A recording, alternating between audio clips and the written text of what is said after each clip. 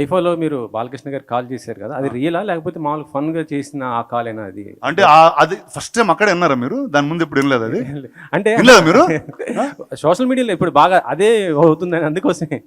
అంటే ఇంత ముందు మోగుతా ఉండేదండి, అది వాడుకున్నా అంతే.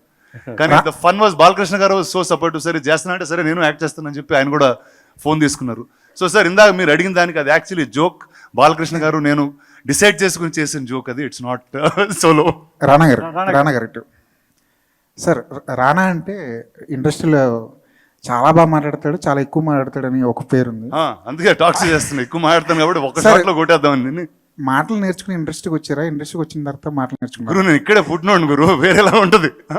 మిమ్మల్ని అంతా చూస్తూ డెవలప్ అయ్యాను అంతే. రానా గారు, మీరు అడిగితే ఎవరు రానా అని ఎవరు ఆగలేరు, వచ్చేస్తారు. మీరు అడిగితే ఎవరు రానా అంటే వచ్చే అన్నట్టే ఉంటుంది.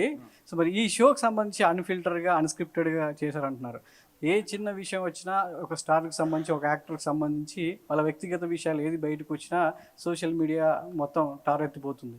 సో ఇలాంటి విషయంలో ఈ షో జరిగేటప్పుడు ఎలాంటి కేర్ తీసుకున్నారు? అంటే వాళ్ళ పర్సనల్ విషయాలు చాలా ఎంజాయ్గా ఉంటాయి మనం మాట్లాడుకునేటప్పుడు. యాజ్ ఏ ఫ్యాన్స్కి కావచ్చు, లేదంటే బయటకు వచ్చినప్పుడు వాళ్ళ వ్యక్తిగత విషయాల్లో సోషల్ మీడియాకి ఎక్కకుండా ఎలాంటి జాగ్రత్తలు తీసుకొని మీరు అన్ఫిల్టర్గా ఈ షో చేశారు? అంటే first I think social media is a very big word అండి. అంటే ఐ గెట్ కన్ఫ్యూజ్డ్.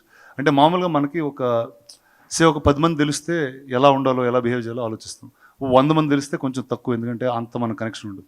అదే ఒక లక్షల మంది తెలిస్తే ఎలా, ఇప్పుడు నాకు నచ్చింది నేను మీకు నచ్చకపోవచ్చు. ఇప్పుడు suppose the other way round, నేను ఒక దాని గురించి చాలా ఫీల్ అయ్యాను, అది మీకు చాలా కామెడీగా అనిపించవచ్చు. So I think life is different for different people.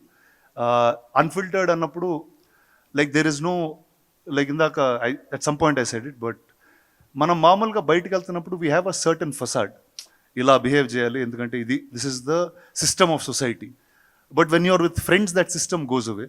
So I just made sure that comes on the show అండి. ఇట్స్ నాట్ ఇప్పుడు ఎవరినో కించపరచడానికో ఇంకోటేదో అలాంటి అజెండాలు అయితే నాకు ఎప్పుడు ఉండవు కూడా. I just want to know that, I just want to show the world that listen, you can really enjoy your self while making the movies. And ప్రతి ఒక్కళ్ళకి ఒక యూనిక్, అంటే ఎలాంటి యూనిక్ పర్సనాలిటీ ఉన్నా వాళ్ళ సినిమాల్లోనే ఉండొచ్చు. I don't think they can thrive anywhere else so beautifully.